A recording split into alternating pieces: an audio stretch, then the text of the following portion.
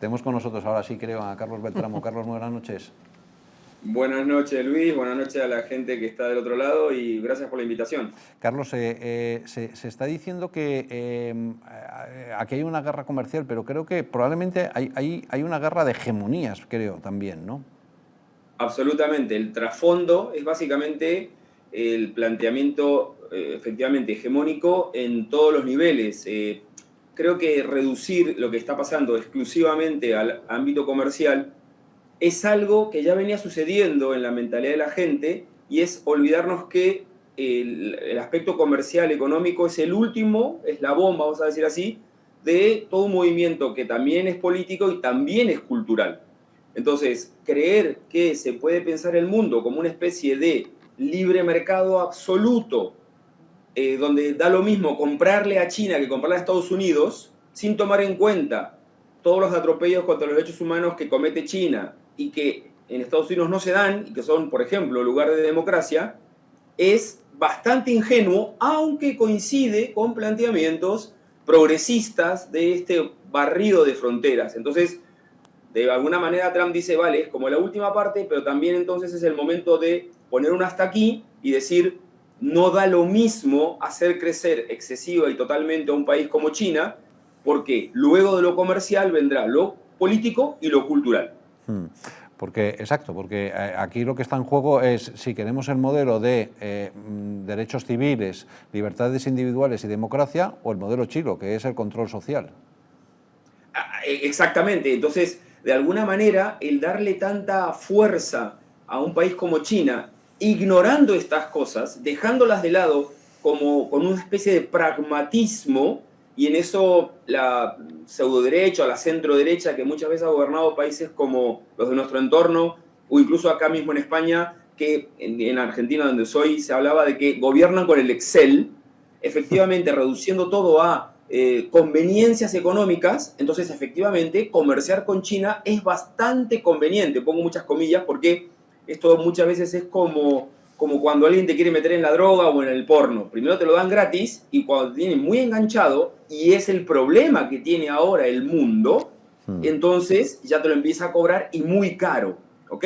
Entonces, a mí una cosa que me ha sorprendido estos días, tú eres un experto más en economía que yo, pero era aquel concepto que no lo he visto todavía, pero creo que está de fondo digamos, en el problema de estos aranceles, sobre todo con China, era el enganche. ¿Te acuerdas? Que es básicamente qué tanto las empresas norteamericanas o europeas o algunas sudamericanas o algunas africanas están enganchadas en su cadena de producción con insumos, con inputs que vienen directamente de China.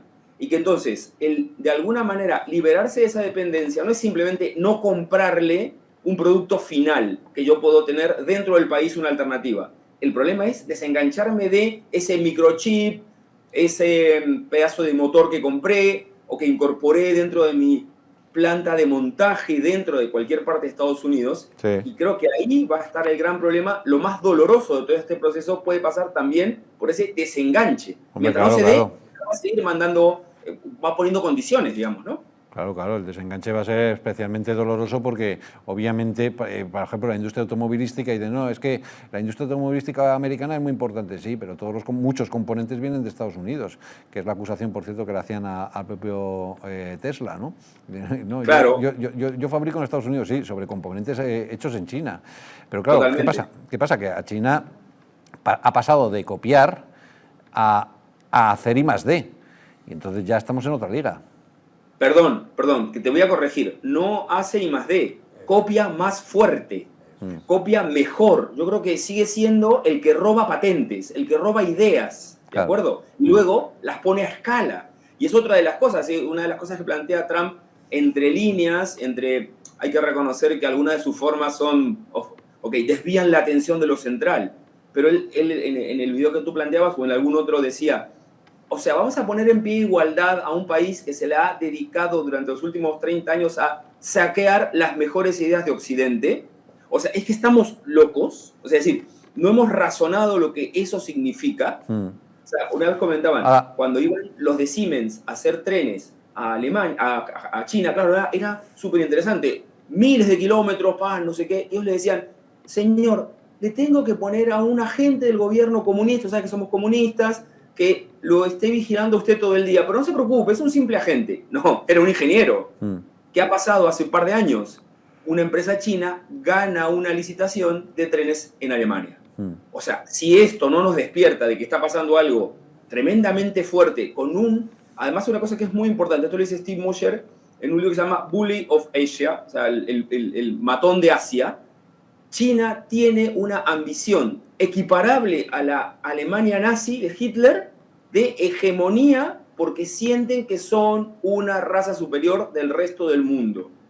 Mientras no nos metamos eso en la cabeza, no nos daremos cuenta de la trascendencia geopolítica y cultural que tiene lo que está haciendo Trump. Ahora, Carlos, una última cosa. Trump no hizo todo esto en su primer mandato. No sé si es que no se atrevió, porque realmente la maniobra es especialmente delicada, como estamos viendo. Y si realmente tiene una hoja de ruta, porque da la sensación de que todos estos vaivenes son ensayo de error. Y claro, jugar con las cosas de comer, hombre, los experimentos con gaseosa. ¿Tú crees que realmente tiene hoja de ruta, que todo esto estaba marcado o está improvisando? A ver, primero, nadie puede saberlo y es lo primero que puedo decir. A mí me molesta mucho los que dan por hecho que Trump es Nerón tocando el arpa en el Roma incendiándose, que es parte del priming que China quiere posicionar en la cabeza, por ejemplo, de todos los europeos, que lo vemos de afuera, sudamericanos, africanos. Yo creo que eso hay que descartarlo. Yo creo que él sabe lo que hace, aunque no sabe todo lo que hace. Es decir, pretender el otro extremo, de que milimétricamente él sabe que si sube va a pasar esto en la bolsa o con la deuda, si baja, si China va a reaccionar de una manera u otra, es pretender que sabe demasiado. Pero sí creo que tiene un plan. Ahora, dos cosas, que tenga un plan no significa que le vaya a salir bien y no significa que no tenga que ir improvisando en alguna medida. Creo que hay un punto intermedio donde ese plan puede tener como en su cabeza, es un negociador nato, diferentes escenarios, como las jugadas de ajedrez. Tú no puedes pretender que un jugador de ajedrez, el mejor del mundo, sepa cuál va a ser el último movimiento para el jaque mate. ¿Por qué? Porque tienes un adversario que te va planteando movimientos diferentes. Claro. Yo creo que y porque eres muy buen negociador, pero resulta que los chinos también y los rusos también. Y también le dijo Kasparov en su momento que a lo mejor le están haciendo el jaque mate a él.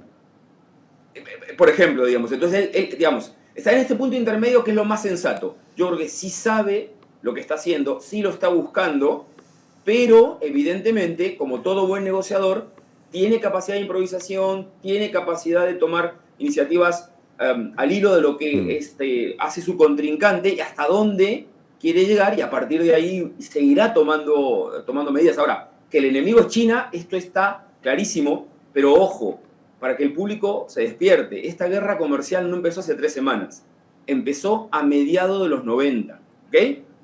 Él lo dijo efectivamente, no es que ahora empezaron con el tema del arancelazo, eso venía de antes, lo que pasa es que ahora tomó una fuerza inusitada, también en parte porque creo que la coyuntura de la crisis de deuda posible en Estados Unidos y algunas otras coyunturas internacionales que tal vez se nos escapan, creo que le indicaban, y más la fuerza que tiene él como dominador en la escena política norteamericana, lo pone en una situación diferente que la que tenía hace 6 años, por ejemplo.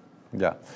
Bueno, iremos viendo qué es lo que ocurre en los próximos días. De momento tenemos esos 90 días de negociación que van a ser especialmente interesantes, pero el foco, sin ninguna duda, en China. Carlos Beltramo, gracias. Buenas noches. Gracias a ti y saludos al público.